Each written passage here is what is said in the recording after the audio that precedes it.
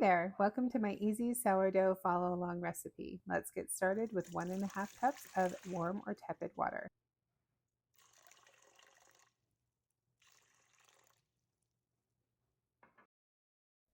Add in 1/2 cup of active starter.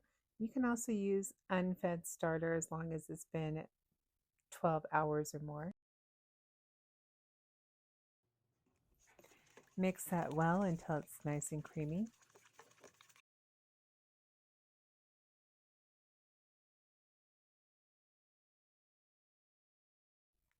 Then sift in 3.5 cups of bread flour.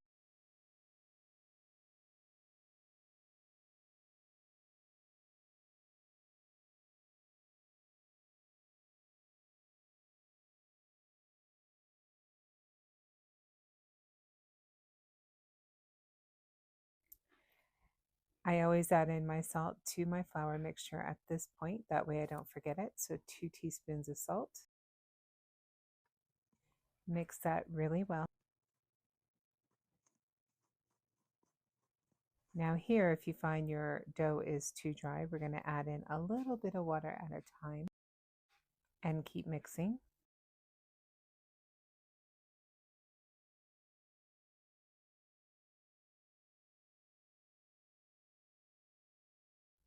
You want to get it to where it's nice and thick and kind of sticky and wet.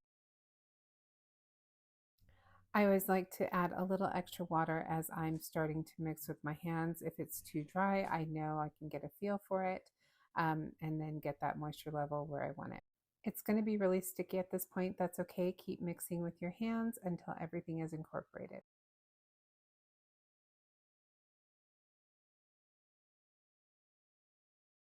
You're going to grab your bench scraper at this point and you're going to scrape the sides really good. And then you're going to start working the dough. You're going to lift from underneath the dough and flip it on top. You're going to do this for a couple of minutes.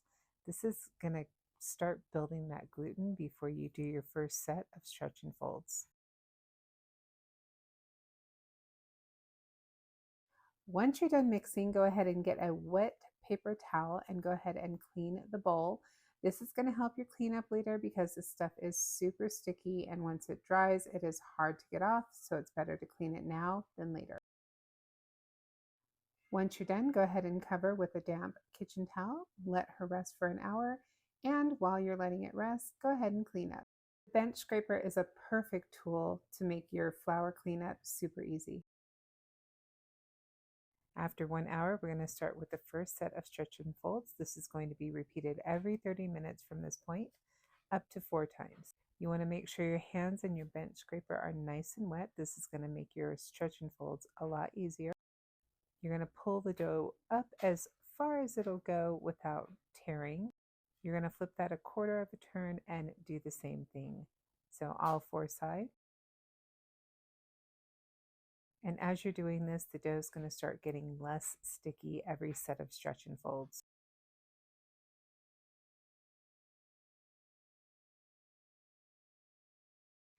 Then go ahead and work that dough again with a bench scraper, again lifting from below onto the top, and you're going to do this for another couple of minutes. Cover her again, let her rest for 30 minutes, and repeat 3 more times. I'm at my last set of stretch and folds here. We're going to just stretch the dough up really nicely, and you can see it's starting to get really hard to kind of pull it away from the bowl. That's that gluten building.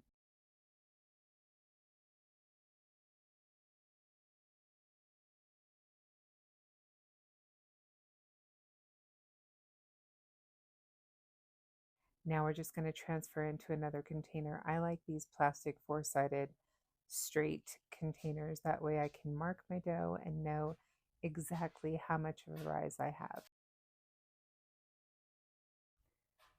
I'm just going to mark my dough at the top so I know where it's rising. Again, I'm aiming for about 50% of a rise. So here we are at 50% a few hours later, and this is where I'm going to stop because I don't want it to be overproofed.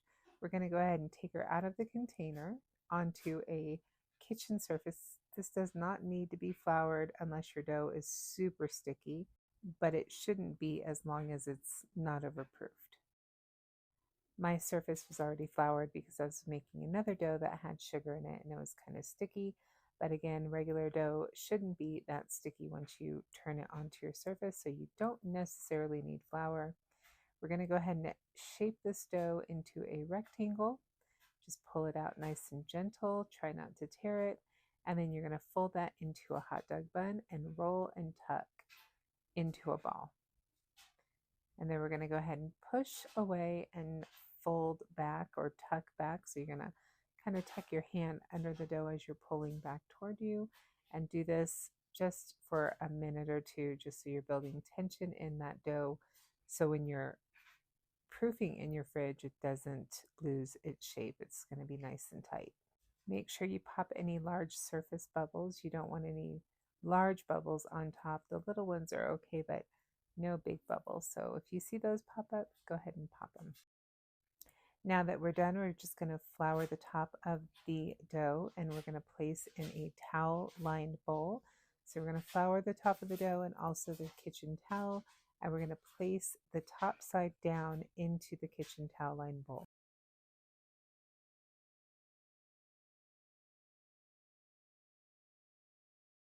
And then we're going to take each side, we're just going to pinch the two sides together.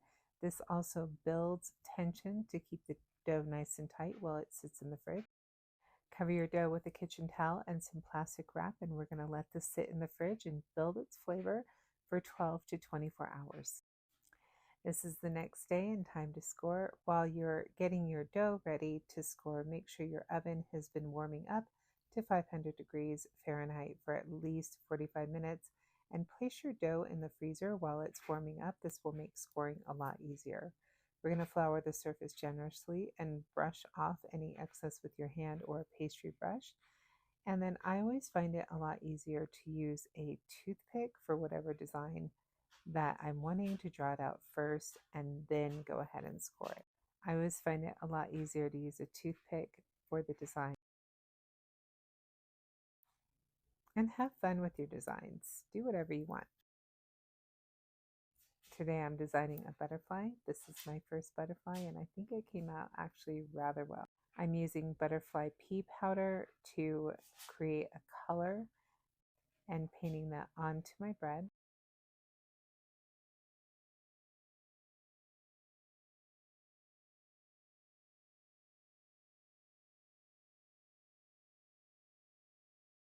Just a little tip before we go into the oven. So we're baking at 500 degrees Fahrenheit, and because it's so hot, I always put a little bit of rice on the bottom of my Dutch oven, between my Dutch oven and my parchment paper. And then I use a cookie sheet or baking sheet on the bottom rack below the Dutch oven. This is going to help prevent burning because we're using such high temperatures. You're going to bake until the internal temperature of the bread reaches at least 200 and 210 degrees. And once it does, there you have it. Beautiful, delicious sourdough bread. Until next time, happy baking.